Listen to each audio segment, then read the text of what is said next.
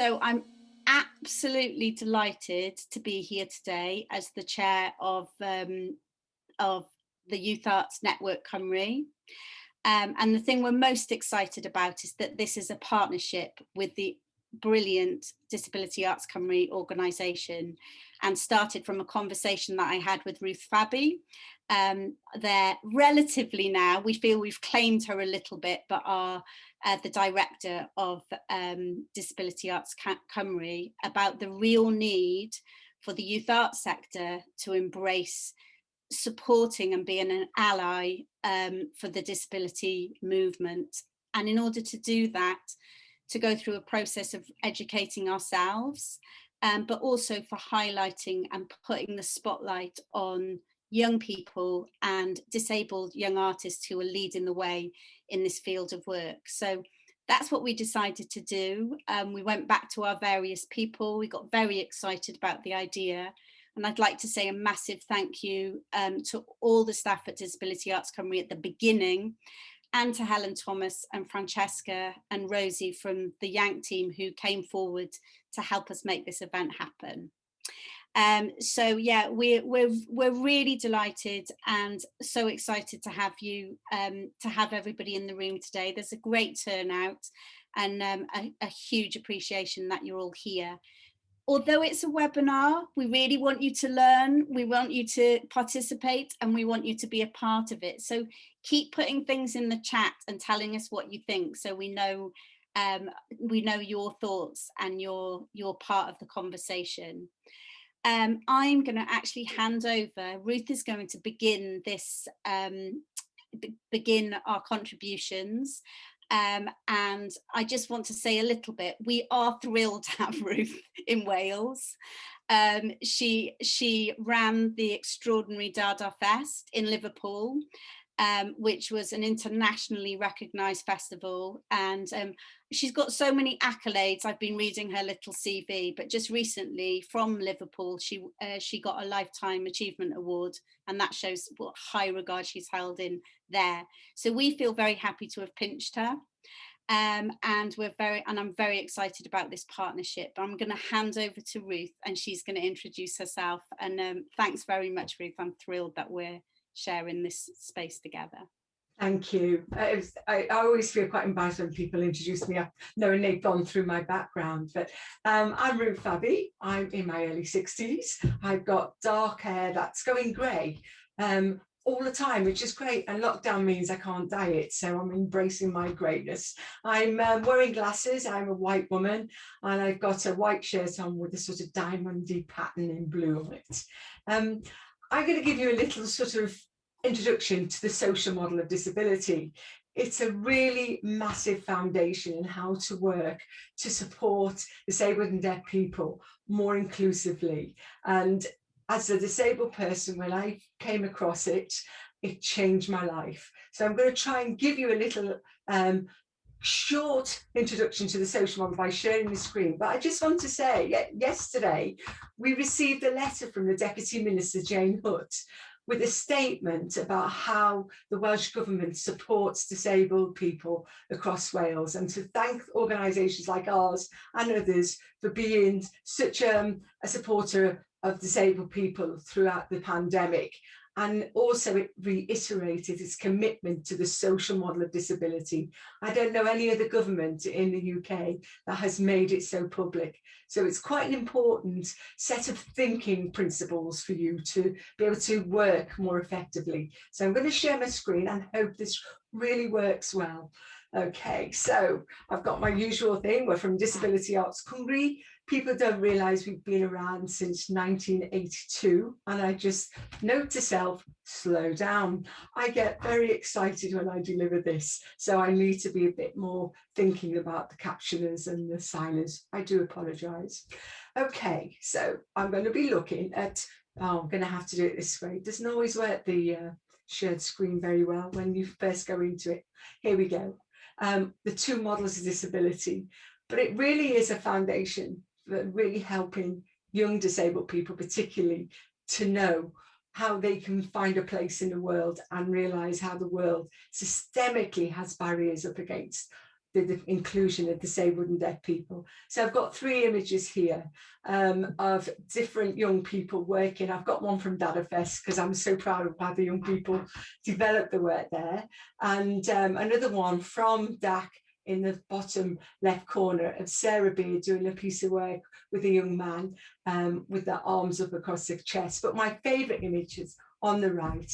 It's from a production from the Unusual Stage School, and it's a young man with glasses in white sitting cross-legged facing the camera with a piece of paper which says, "Better show them how it's done." And it's so important that disabled people themselves can actually explain how we need to get things done. So to do this, I'm going to explain 2 models of disability. The first one is the medical model or individual model of disability, which most people tune into when they think of disability. It's also got loose ties to the charity model of our impairment being the reason people think we need help and support. And we'll look about that in a little while. But the most important model is the one I've already alluded to, is the social model of disability. So I just want to give you an image of when I first started delivering this training. This is very much a typical image that happens around the advertising for charities with people with different impairment groups. And this is a black and white image of a rag doll with a spotlight on her in black and white to raise funds for motor neurone disease. It's horrible because it dehumanizes a human being, but the words of the advert are awful. Imagine your muscles have wasted away, but your mind is still active. You can't move. You have to be dressed and fed, and you can't even talk. Katie's mum has motor neurone disease.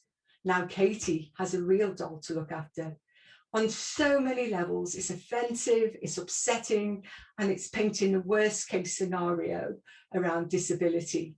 You never saw motor neurone disease promoting the work of Professor Stephen Hawking, who had this condition. So we have to fight against the imagery and the notions that are often out there in the world around us as disabled people. So the medical model really focuses on our impairment or impairments, because as I tell people, we don't just have one impairment often, we have multiple things we're dealing with. And it looks at us with language which is all quite deficit and negative. It's housebound, confined to a wheelchair. They can't walk, they can't get up the steps, they can't see or hear. Is sick and looking for a cure and needs help and carers. And so this medical model is seeing you as a disabled person being a problem. And we really needed to challenge this and look at how we could think differently. But this attitude has such a negative aspect to how we ourselves as disabled people view ourselves. And it certainly was something I had to deal with as a young girl when I was, well, I didn't, they actually had a label on me that I was educationally subnormal until a teacher went, "I think she's deaf." And so at the age of 6, I got my hearing aids. And suddenly I went through speech therapy and all sorts of different things. But back in the 60s, because I am that old, it was a very negative environment for us as disabled people. But what I felt, and this is often the way a lot of people feel, is that you're a fault. You're a burden on society. The language around us is, "What's wrong with you?" The reliance is on your diagnosis. Is this going to get worse? Are you going to be able to do this or not do that? And it's all negative and looking at us and labels, and our impairment is the most important thing about us. And we can be in tune to having assessment, monitoring, programs of therapy imposed on us, particularly young people within the education system, and not seen as wholesome, everyday human beings who need the same sort of input around the national curriculum that people get, particularly if they're not in what we call segregated education. So segregation, alternative services can be what we're subject to. I know life has changed in the last 20, 30 years since I've been delivering this. This is very much the background we're coming from, and still that we see in many of society's viewpoint towards us. Our ordinary needs are put on hold. we're not seen on the stages or in the cinema and places. We're not seen as ordinary, yet we're actually in Wales over one in 4 of us, a quarter of the population, are disabled or deaf people. So we have to challenge this medical model and this way of thinking about us being wrong and ill and needing help. And we know we've had a long history of oppression. We call the way people treat us, even if people are being patronizingly nice, it's still oppression. Someone explained it to me like it's a soft apartheid. You separate it out and you're treated differently. So we're used to this discrimination. And the subject of eugenics has actually put very negating principles into our lives, particularly through medical situations. In the early 70s, a resident living in an NHS home, Paul Hunt, wrote a letter to The Guardian asking for disabled people to form a lobbying group. This was in response to the government closing down the institutions where most disabled people were put at very young ages and kind of forgotten and left. The very first question he raised in this lobbying group was, as disabled people, what disables us? And we started to develop a conversation and became activists to challenge what was being done to us as people in our communities. And this was I'm sorry the image isn't particularly brilliant, but Nothing About Us Without Us was a real call. You need to listen to the lived experience of disability and start to think in a different way about how we're placed in society. So the social model came from that discussion. And this is what the social model says, bearing in mind we're thinking about the word and term disabled. Disability is a loss, limitation, or denial of rights by society to a point where the individual is restricted or excluded from taking part in society. Disability is an experience, not a medical condition. A disabled person has an impairment or impairments, not a disability. So it kind of flies in the face of what most people think, that we're a person with disabilities or I have a disability. I really reject that. I live with multiple disabling barriers in my life. And that is what needs to be changed. You can't stop being deaf or having other impairments, but you can stop what is done to me as a disabled person. So this is the other side of the social model of what it says. The problem is a disabling world. The systems of ableism which exclude and put us into that place of others, that there are stairs and not ramps, that design doesn't really meet our needs. Very few disabled people wanting to are out of a job of working age, isolated in families, not having the right support, treated badly, feared, stigmatized. And we had issues around inaccessible transport or parking spaces, but we've seen those things really change. The discrimination and attitude is almost the most important element that we need to challenge. And that's why having a principle like the social model really helps people understand there's a different way of seeing disability. So the social model impact, when you get this and you realize you're not the problem, is you're valued, you're important. What you can do throughout society needs to be given opportunities alongside other people. Your requirements can be defined by yourself as disabled people.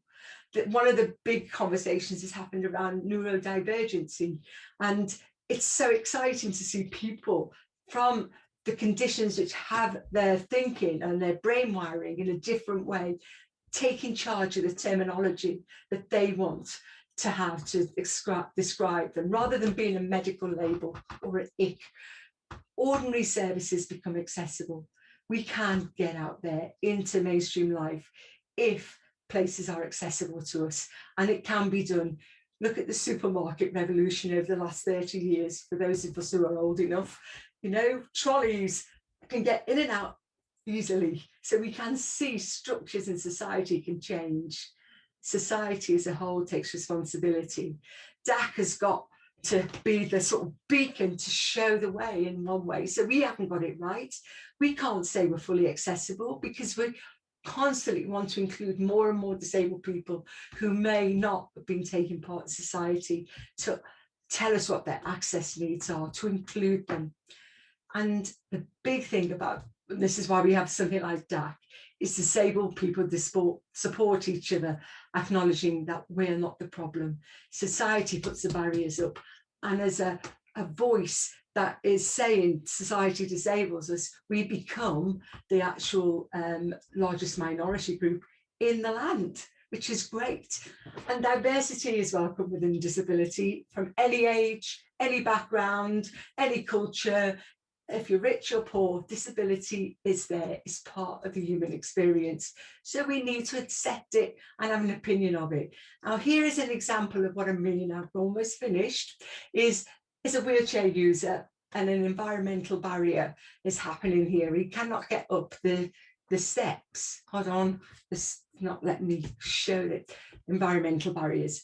To give a little understanding of how the social model and medical model work, this image, it's actually got two escalators either side and a flight of stairs, and a person in a wheelchair with his back to us looking up the stairs. So obviously they cannot access and get to the next level of this building. The medical model says, if it comes off, yeah, the medical model states that this person is disabled through their inability to walk up the steps. So the fault is put on the disabled people. It's your fault you can't join in. It's your fault you can't learn to get this. We don't think of the systemic changes that need to happen. The social model says it's not the wheelchair user's medical condition that disables them. It's the steps that prevent access. You place it in a totally different place. So that's how I've given you a quick little flurry through the social model of disability, and I really hope you understand it, and do get in touch with us if you need to know more. Thank you.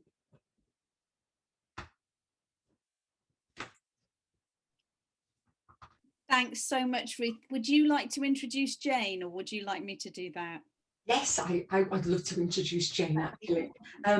Jane is one of the first people I met in when I was living in Cardiff, before lockdown stopped me meeting everybody else. And her work with UCAN is phenomenal. The amount of young people who've come through and made careers in the arts sector through the input of Jane and her organisation is phenomenal. And so Jane is going to talk about UCAN, and one of their young people is going to talk after us. So please, let's put our hands up and do a wave to welcome Jane. Thank you, Jane. Thank you very much, Ruth, and thank you very much for the invitation to speak here today. Just to describe who I am, I will admit to being in my mid-60s, so like Ruth, grew up in the 60s. I have grey hair. I am much more overweight than I was when lockdown started. I would normally be wearing a UCAN t-shirt, but unfortunately I've grown out of it in the last couple of months. But I'd like to just explain what UCAN is about. UCAN stands for Unique Creative Arts Network. I'd love to be able to say that my husband, Bernie Latham, who is co-founder, and I came up with this idea, but we actually fell into the organisation UCAN. In 2003, I was then the development manager in the Sherman Theatre in Cardiff, and my husband was an actor in a long-running series in Liverpool. A friend invited us to volunteer to travel to Sierra Leone in West Africa. He worked for the diplomatic service. I think the lesson is never trust a diplomat, because the one thing he didn't explain to us was the fact that he wanted us to go and work and support 35 young people, children and young people, for a 4-part harmony choir, and to work with them to stage it, bring it back to the UK and do a very large tour.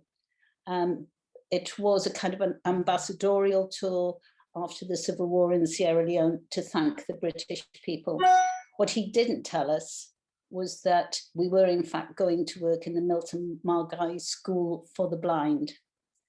So we had absolutely no experience of working with people with sight loss. It all happened very quickly, and before we knew it, we'd arrived in Freetown. And I'm not particularly proud of the fact that I identified with people with disability very much in the medical model. I'd had no experience at all. And my husband and I arrived thinking, oh, you know, what we'll need to do is we'll need to organize this, we'll need to help these people. And we were brought up short. We were completely wrong. We were met by a wonderful group of blind children who had organized our welcome reception. A number of them had cooked a wonderful banquet of food for us to eat. They then provided a fantastic concert for us. And it was the quickest, shortest, sharpest lesson in changing attitudes towards people with sight loss. And from that point onwards, we learned to listen to what the young people wanted. We came back to the UK. We brought all the young people with us. We did a wonderful tour around the UK. And this is how the model of the way we work began. Bernie was desperate for the young people not to be bored during all the traveling. So we started with word games, creating stories. We did tongue twisting. We did all kinds of storytelling while we were traveling. And then when we arrived at the venue, and they were about wonderful singers, they were a wonderful choir, Bernie started some physical movement and exercises. So we lived with this cohort of young people for nearly 8 weeks. It was a wonderful, life-changing experience. The young people went back to Sierra Leone, and Bernie and I were left thinking, what are we going to do? After an experience like that, what are we going to do? So we asked if we could volunteer for the RNIB for their arts department. And we were told that they didn't have one. And my husband, who's got a very loud voice, said in public, well, you have one now. So before we knew it, we'd made public that we intended to set up UCAN. We started with 12 young people in 2003, and we have over 700 blind or partially sighted young people on our database now. I'm delighted to say that the majority of those who joined in 2003 are still with UCAN. Many of them now work for UCAN. We've had some extraordinary successes. We have a young man called Lloyd Coleman, who's now the Associate Director in the British Power Orchestra. Marid Jarman, some of you may know, has gone on to be a professional actress. The legend that is Jake Sawyers, who is registered blind, regularly makes films for BBC Sesh. So we have a remarkable cohort of young people. But I think the core of why we've had some successes is Bernie and I knew nothing about visual impairment. So we had to put our young people at the very center of everything we do. We made them the experts in their own eye conditions and the ability to advise us on the best way to go about things. And I have to say that we've learned more from our young people, I think, than we could have ever taught them. We specialize now in creating physical and vocal confidence for our young people.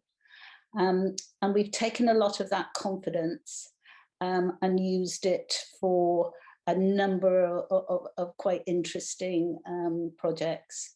Our young people, Hannah, who you'll speak to in a moment, is part of a team that now delivers visual awareness training to all Year 4 junior doctors in the Heath Hospital in Cardiff. I'm extremely proud of our young people. They developed this training module themselves, so they can now actually colour the attitude of all the newly qualified doctors coming into Wales. We have recently finished a project with the Royal Welsh College of Music and Drama, where we have been exploring how best to deliver accessible arts drama activities on Zoom. So we've had a group that are made up half of visually impaired young people and half students from the Royal College. That has proved to be very successful. And all in all, working with these young people, they're an absolute joy. I could probably go on about them for absolutely ever, but I think it would be a really good thing if you actually heard from Hannah. As Ruth already knows, speaking in public is not my natural habitat at all, and I will do everything to avoid it. And it was only down to Ruth's persuasion that got me to speak today. So again, thank you very much. If I could pass over to Hannah, that would be wonderful. Hi everyone, I'm Hannah. I am UCAN's peer-to-peer support officer. So I have a new role within UCAN. I'm actually an employed member, which I'm very proud to say. It's only been since October last year. And I am basically the support and the point of call for our young people and our adult members who are involved in UCAN. And I'm also helping to bring as many new people in as possible, even while we're on Zoom and in the middle of a pandemic. I'm 26 years old. I have purpley browny hair and I wear very big glasses that apparently my eyes are also as big. They don't magnify that much, I've been told. And I'm currently wearing my designated UCAN t-shirt. So it's a black t-shirt with the yellow UCAN logo that has black writing UCAN and the braille for UCAN just above it as well. So like I said, I'm employed now with UCAN, but as Jane said, many of us have been involved with UCAN for years before becoming part of the furniture. So I've been involved with UCAN since about 2005. It's a very, very long time ago. And as speaking from personal experience, and I think I speak for a lot of people and a lot of our older members who have been involved in UCAN, that I don't know if I would have as much confidence as I do if it weren't for UCAN and for the performance and the confidence and the empowerment that they instill. And it's great to be a part of the organisation and be able to help carry on that legacy. We run, as Jane said, many different drama activities, and we've been involved in many projects that not only help with the visual awareness training aspect of it and the junior doctor side, but also empowering those young members. We run a specific course for our 18 plus group to help them through drama, through improvisation, through acting, have that self-confidence and have that belief in themselves to be able to stand up and speak in a job interview, think on their feet. We've got a young individual that now works for Cardiff Council, and she's said that the SASI course, so it stands for self-advocacy for the sight impaired, the SASI course that she was involved with gave her that confidence to go for the job, and she was selected and she's doing really well there. And also with our younger members, so our below 18, we find every day that we're running the workshops and every time as the weeks go by, they're flourishing more. We've got people that we see the changes with. At first, they wouldn't say anything, they would sit and listen. Now they're jumping in, telling us exactly what they want to do on the call that day. And it is very much, Jane has been led by all of us young people for many years. I think at sometimes she didn't want to put up with us nagging her and saying, this is how we want to do it, that's how we want to do it. But it seems to be working for us, and it makes all of our young people feel like they have a voice, whether it's in something small like what game we're going to play on our Zoom call, or what we're going to progress to and what projects we're going to put ourselves get ourselves involved with. And I've seen firsthand, especially since working with them, just how much of a difference it makes.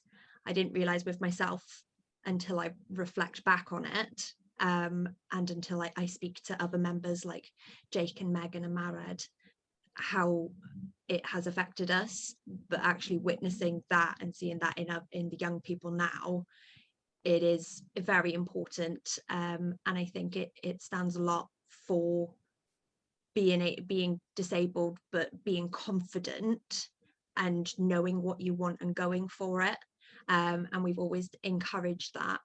We've always been a support for anyone, whatever they want to go for. If we can help in any way, we will. And that's just what UCAN is, and hopefully will continue to be.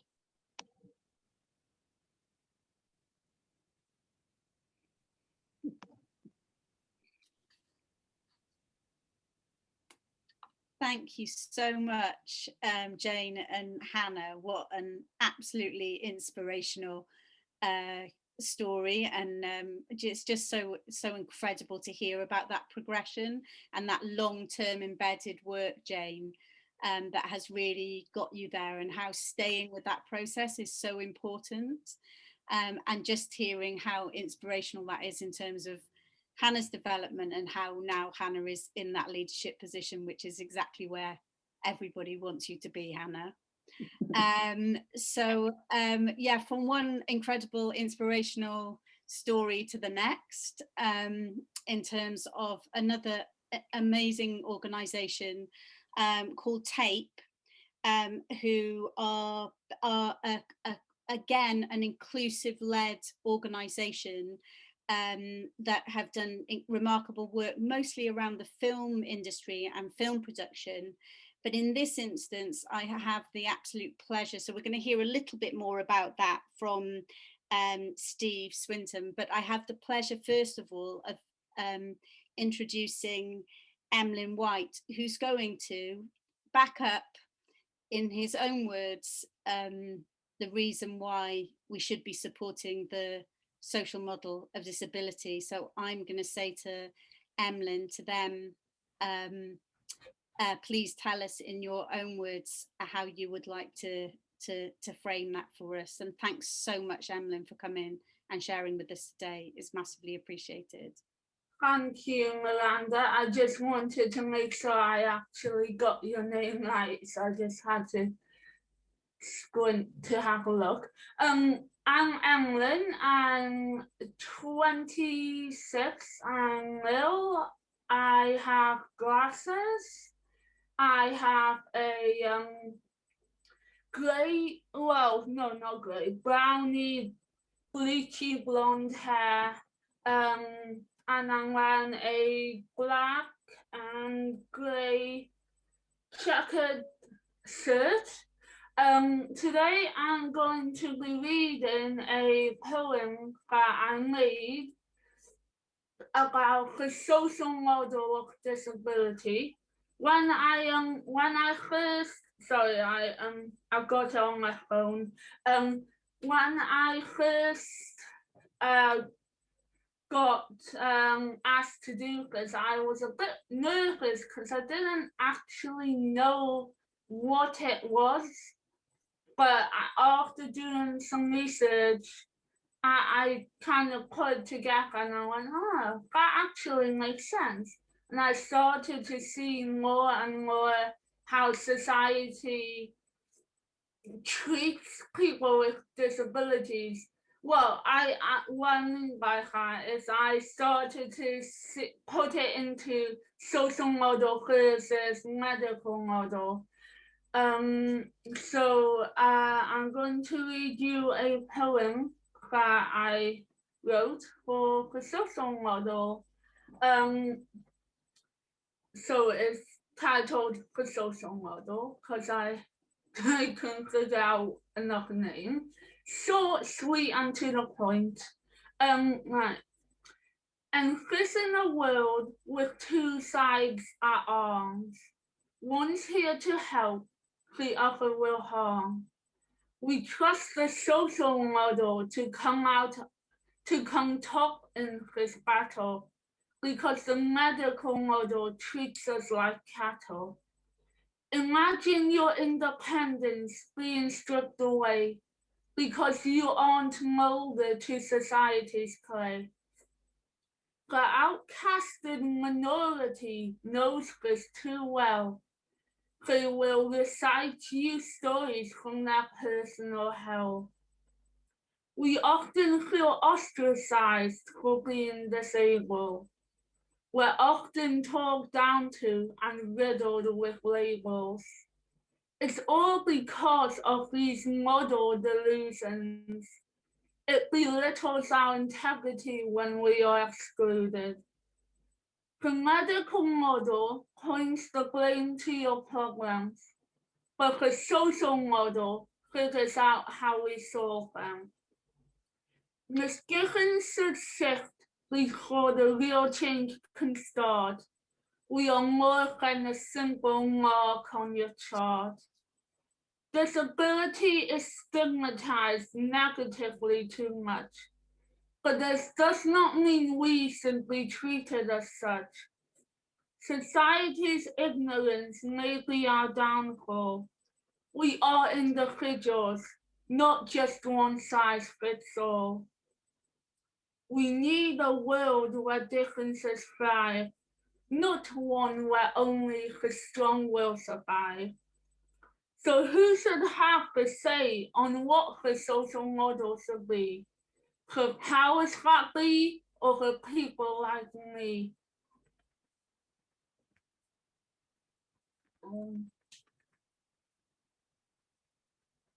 Thank you so much. That's it. We'll pass over to Steve. Thank you so much, Emlyn, to speak a little bit about the context, but that is such a remarkable piece of writing. So thank you so much. Steve, let's hear a little bit about TAPE. Sure. I'd actually quite like it if Em would stay on with me. Yeah, if that's all right. It would be lovely if he can of course, stay on, yes, please. Of course. Don't go away, Emlyn. Well, no. I'll introduce myself. First, my name's Steve, and I'm the co-founder of TAPE. I'm currently sitting in my front room, which is mostly white. There's some records, vinyl behind me. I've got a big pair of black headphones on. I have short black hair, and I've got a grey hoodie on. And I'm a white man of, well, I'll be 50 in about a week's time. But we'll move on from that quite swiftly, if you don't mind. You don't look 50. Thanks, Em. That's why I asked you to stay on. Thank you. Perfectly done. You can go now. Okay. So TAPE is no, I didn't mean it, Em. Come back. No, I know. I was trying to be funny. Well, actually, it's interesting because you introduced yourself and said that you were 26. And I believe that, that made me think back to how long we've known one another, because you were involved with TAPE right from the very, very beginning. I was. And so some of what I'm going to say, hopefully, you'll be able to endorse in some way, or share, or give your opinions on. But TAPE was set up nearly 13 years ago, and built upon a model of offering to support creative ideas, the creative ideas of whoever came to the door, and that has been the driving force, and also the privilege of being part of TAPE, because we've got to meet all sorts of people and develop relationships with people based on what their creative interests are, and that's the crux of it for me. Beyond that,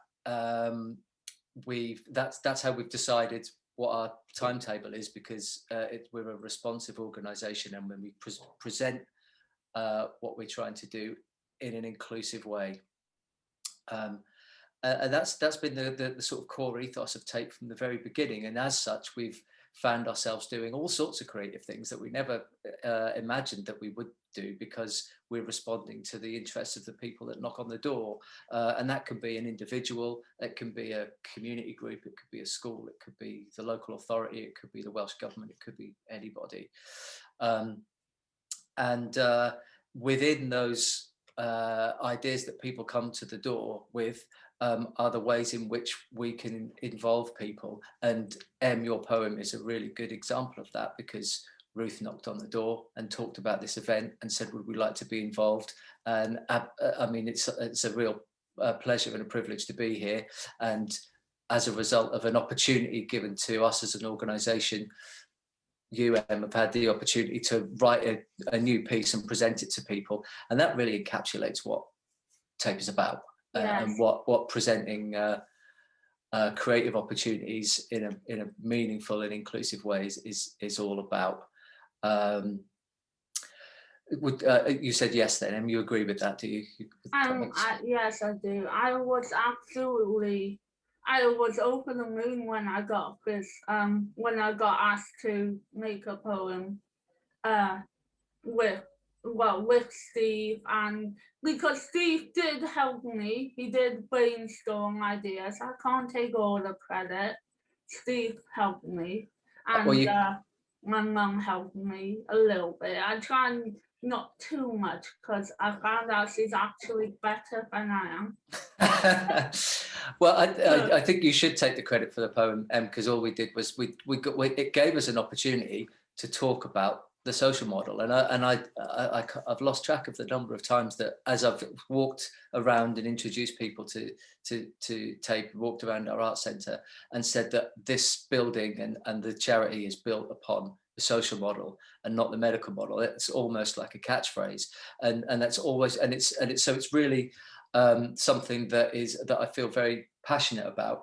And when thinking about speaking to you all today, one of the things that stuck in my head was that encouraging people's creative ideas and then giving people an opportunity, supporting people to have an opportunity to present their creative ideas to the world, it means that people have to reckon with the work and also with the person that's made that work, whatever it might be. But they reckon with the work first. If it's a piece of art hanging on the wall, or it's a film, as Miranda mentioned, that you're being asked to think about the creative ideas of a person before any other aspect of that person. And I think that that's really powerful and important, and why the work of DAC is so important, but also creating meaningful opportunities for people to be able to explore their creativity and express their creative ideas. There's a lot of conversation that Miranda mentioned about the TAPE's work with film, and that's an area that we're really interested in, because we're doing lots of work with film exhibition and also film making. And this weekend, in fact, we have a film festival running on the TAPE website, and there is some work from our youth club on there, which I would encourage people to go and have a look at, because again, it's giving people an opportunity to express ideas, which is on a platform that is a creative one before anything else. It's not a medical platform, it's a creative platform. And that's hugely important. Over the years of TAPE, things like our animation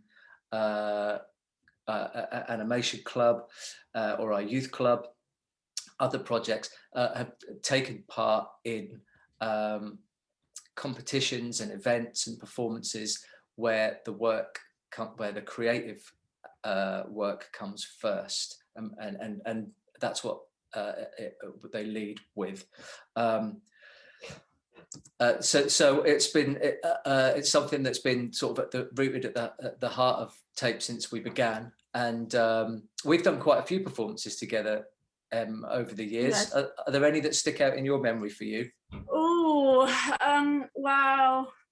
That's a difficult one. I think one that sticks out the most is when I first when I first got involved with tape when I was, I'm not sure, about 10 or something, on a program called Sounds Like Fun. It sounded like fun, and it was fun. Where it was a bunch of people, children under 18, coming together, making music, singing songs. We would go in the recording studio and we would just sing whatever came to our minds. It was amazing. Even as a little child, I remember, you know, how thankful I was that. Sorry, that was a motorbike. I was amazed that, you know, somewhere small as a small community like us had that kind of resource. We got a little, it wasn't, this was before tape was cool. This was in the early days, so it wasn't, we didn't have a mass influx of children, but they did work one-on-one with us. Sorry, I'm a bit nervous. Oh, I just want to say a massive thank you, Emlyn. It's just it's so amazing and so incredible to hear you talk about the work, and Steve. And everybody's asking, please put in the chat where the website is. Yes, I'm 10 steps ahead of you. I'm just doing that now. That's great. I'm gonna have to move you on. I really don't want to, because we've just there's so many people, but thank you so much to Steve and thank you for that incredible. Thank you. It was a pleasure to be able to talk today. Yeah, it's what an incredible organizer. I know today I found out lots more about tape, and now I'm gonna try and connect with Steve and Emily, because it's just such a beautiful project. Thank you so much, guys. We're now going to move on, and I'm going to introduce another remarkable person. I have to say, she is very dear to my heart. I recently had the opportunity to work with her in my own project in Spark. She's a performer, she's a facilitator, and she's now set up the, she is now working part-time with Taking Flight, the remarkable organisation that has done such incredible work in our communities. So can I introduce Steph back and allow her to speak, and let's give her a warm welcome.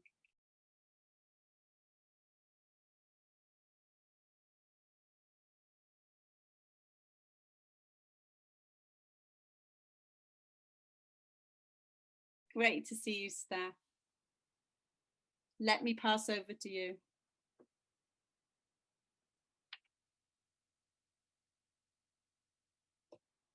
Thank you so much for having me. It's so great to see you. So I've got some ginger curly hair, I've got a t-shirt on, and I also have a jersey as well as some glasses on. So I've led theatre for deaf and hard of hearing actors. So there are 4 groups that we support. So different age groups that we're supporting as well. I totally love my job. I love the work that we do. It's my favorite job in the world, and I love going to work. So it's amazing. We started in June 2020. So yeah, 2020. So it's almost coming to a year now. So we've been doing one-to-one sessions every month. And we've been doing that through COVID. So through the month of March 2020 until June, we've been doing one-to-one sessions. So every day we'd be traveling for a year. And we've been having meetings via Zoom. We'd been meeting people. And I feel that was really a priority, because I think with COVID, what's been happening, it's been really difficult. People's lives have become very insular and isolated. So people have been struggling. So it was important to have that contact and to meet with people, even if it was via Zoom, just to say hi and to have that chat, and, you know, just to the ability to play and to have fun with people. And I think that's, to connect with people is very important. So it's been a year, and what have we been up to? So we've been doing a lot of projects. So we've been teaching, we've been trying to upskill, we've been doing mime, pantomimes. So we've been doing theater and trying to come up with different ideas of how to improve our skills.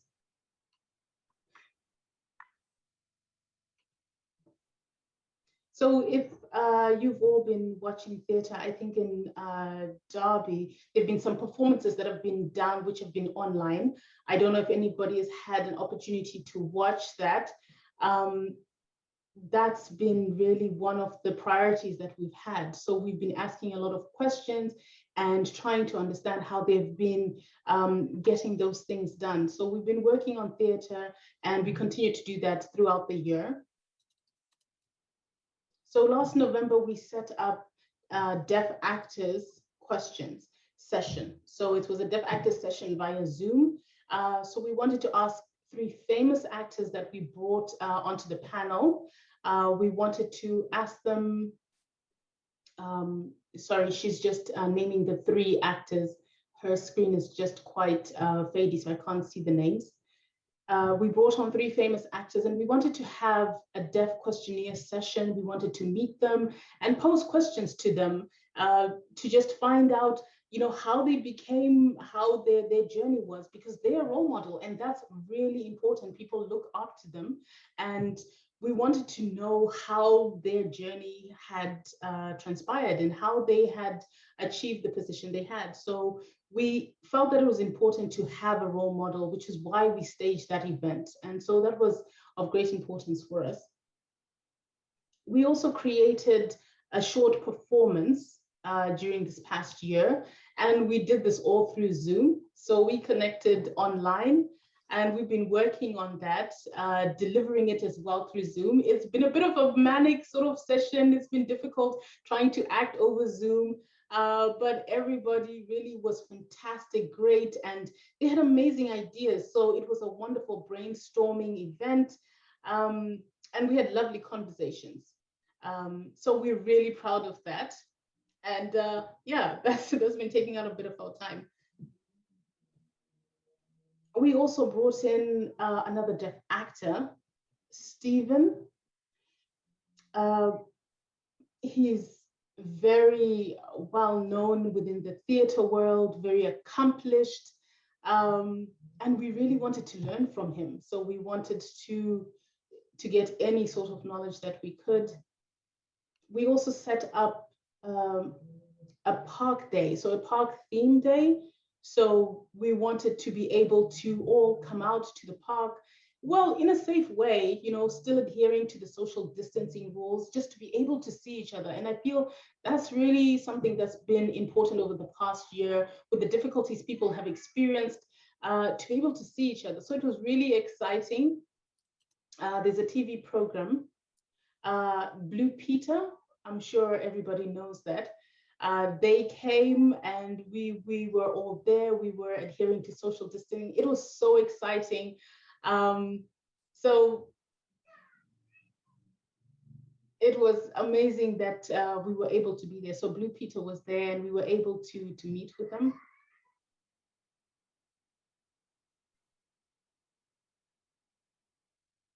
So we recently started some sessions as well, some art sessions, and that's been quite exciting.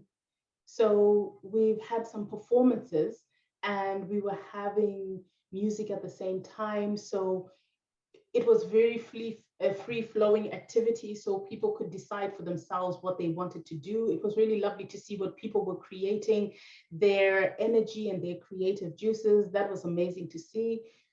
We also had discussions about role models. And I think it's really important for us to have role models. And I think for a long time, that's something that we haven't been able to have. So we've met up with people, and we've been able to set up one-to-one sessions. We've been able to, I'm really quite shocked at, the deaf adults that were able to come and engage with this program. This has been a priority for us, specifically for the deaf community, to have deaf adults, deaf actors, that people can look up to, especially young children who can look to them and say, I would like to achieve what you have achieved. So the staff were very aware that, they had achieved wonderful things within their careers, and we wanted to have them as an example to the youth. So people were really quite excited about this event, and I think it went quite well. They're quite accomplished actors with amazing skills, and they were able to produce work in a deaf way, which meant it was easily accessible. They had such amazing body language and facial expressions that we could all watch and learn from and acquire these skills. So it was, something we really took on, and we were trying to model that skill. So it was an amazing event.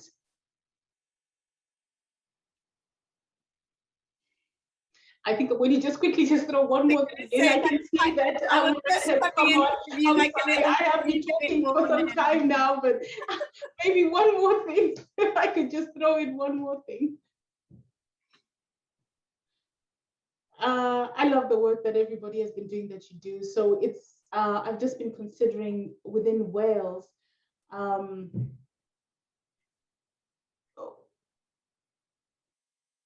working with the age group of people that we're working with. I think soon that's going to probably come to an end. So we're just thinking, I am aware that in Scotland, they have a degree program, they have a degree for BSL within Scotland, which is amazing. But my concern is that deaf people in Wales have to leave Wales, or they have to go to Scotland, or they have to find other places where they have to then, do this work. And I want our talent to remain in Wales. So this is something, a passion of mine, and I want the talent and the pool to grow within Wales. We don't want to, nurture talent here and then everybody leaves and goes to Scotland, because there isn't work and there aren't the, the opportunities. So this is one more thing that I wanted to throw out there, just to say, we need to have something here within Wales to keep our talent. Steph, I could listen to you all day, and I'm not doing this job again because it's too hard. And everybody else here, you're so inspirational in so many ways, but you're also you're taking forward the work in such an important and significant way, and we're so grateful to have you in Wales, and we need to keep you and all the people who you're bringing through in Wales as well. So that's a challenge for all of us, to be allies and support what you're bringing to the table. Thank you so much. And thank you so much for coming to speak. We're running a little bit late because I can't bear to say no to all these incredible contributions. So we're going to take just a couple of minutes to have a little comfort break and allow people to change over. So if you can take 2-3 minutes, and please come and join us as quickly as possible, because we've got some other incredible people in store. So come back in, 5:35, please, folks, if you can possibly manage it. Thank you so much. Well, thank you so much for having me in. It's something amazing to see all the story. So when I was little, I could talk as an age, as a baby. We get struggle to hear, couldn't talk, and then I had at 9 as a baby. 9 years old as a baby, I had the problem able to hear. It just happened. Took me to the hospital. Then they couldn't tell. It just happened. I lose my ear for some reason, and then about 11 years old, I had the operation cochlear implant. I was cried and cried because I was so happy the first time I hear in my life was neighbor. The first time I hear it was baby and a dog barking. It was amazing to hear, and I finally hear myself when I talk, so it's really good. And then since I go to school, I want to do whatever I want to do. It's watching films, listening to music. However, I couldn't hear very well, couldn't talk. I struggle. I still stress. I don't know how to make friends because I don't have anyone who are deaf with me since I met a deaf unit. So then I left school at the age of 15, 16, I think, about 2013, and I saw one of the at BBC here based in Bristol showing me kind of how to make film, that kind of thing. That's really interesting because when I was little, I used to watch it Justice League, like Superman, Batman, Flash. Every day it's the same thing, but the story is different.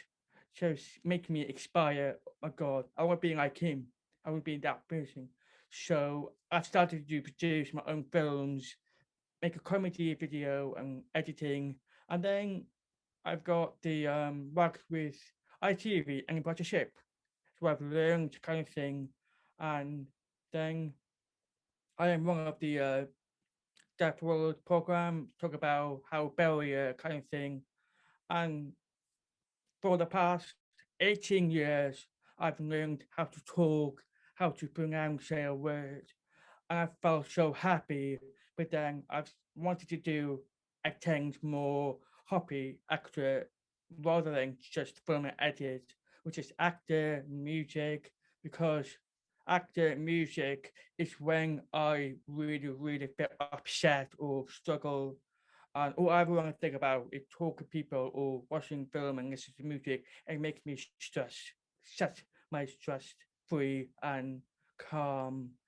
So yeah, and now I saw advertising on Facebook, which is Dan, known as the Rock, and I saw a Facebook advertising. I'm like, my God, I want that one. I'll try it, see how it goes. Because in my past school is where people, teacher didn't want to support deaf people and trying to left me out, which is why I couldn't do when I was little. But now I feel confident after working with ITV, not meeting lots of people, networking, and when I join in, I just want to say thank you, Dan, Owen, Tom, and especially all the young people who were part of it in the course, allowing me, accept me who I am, showing me what kind of break the barrier I have, and allowing me to learn something we just called, it's not just music, it could be acting, dance, songwriter, kind of thing. So I've chose acting and music because it's one of the new challenge and hobby similar. So I learned so much that I never had chance before.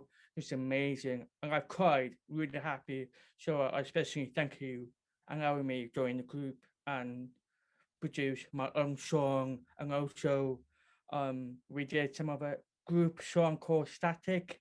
It's based on story about lockdown, how we feel struggle until how we feel afterwards. So like you feel stressed, you confused kind of thing. And now afterwards, we feel happy. We have friends, family, we have a June to talk to. So that's why it was the music video, one of my first time writing my own first part and sing it. I know my voice may not be perfect, but I've learned therapy and I've tried my best. So which I've done really, really proud. So this is one of the first time I did the singing my voice. And now I am also mentioned that I want to add saying I am one of the deaf leader, deaf land, to teach these people how to sign language, how English was translated to a PSL. So I am my job to really teach and try to welcome, no matter what diversity, as in Pakistani, Asian, courtesy, and no matter what, welcome, and I will show you there's no barrier for disabilities that I'm really proud of. I appreciate, and I wrote my own song, producer. I was so happy, and also thank you to group who I've learned something. I'll struggle, challenge and new. So next time I do my voice or singing or video, it will be a few times improving better. So yeah. And also I have cochlear implants to help me talk and hear. So that's how I can able to do. I'm really happy I am and proud. There's no limitation of disability can do anything. So yeah.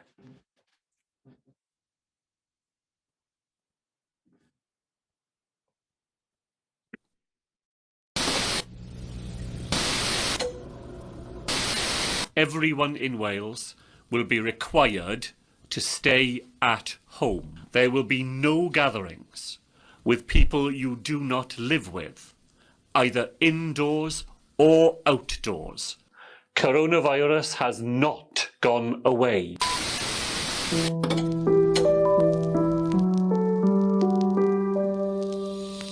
I've lost connection to humanity at large. I've got no link to myself or to others. I'm trapped in isolation, in my soul, in my brain, and now I have nothing to gain. I'm just lately I am static, lockdown, trying not to panic. When will we ever get back to life before everything is volcanic? I'm trying my best to hide all the emotions that's inside of me, trying to do everything right, trying to conform to society. Lately I am static, lockdown, trying not to panic. When will we ever get back to life before everything was volcanic? I'm trying my best to hide all the emotions that's inside of me, trying to do everything right, trying to conform to society. Tap, tap, tap, the number, remoting hand.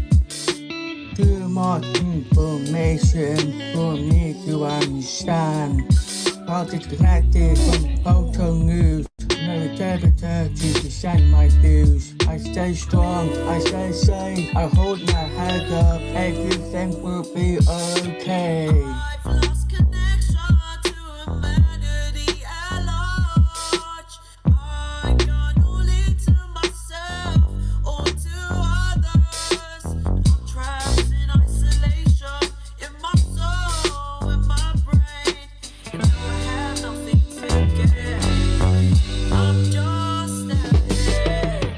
I'm sometimes so stuck, feel like I'm struck. Sometimes I'm not enough, it's really messed up. It's hard to connect. Connection's all I need. Togetherness as a one is the best way to succeed. Talking to your friends online, to chatting with your friends and families. Covering these times so we can let the demons strike as one, as one. Is anybody out there? What is this nightmare? I'm so confused. Will things ever improve? This uncertainty feels endless. People seem careless and reckless. I wish society was more selfless. I wish I lived in a world where being breathless was deathless, with more systems set up to protect us. There should be more visibility for us with disabilities. Man, this shit is killing me. I've lost connection to humanity at large. I've got no link to myself or to others. I'm trapped in isolation, in my soul, in my brain, and now I have nothing to gain. I'm just starting. Diseases press pause on my life. All my friends and family can't go outside. The need that's in me just to hold you.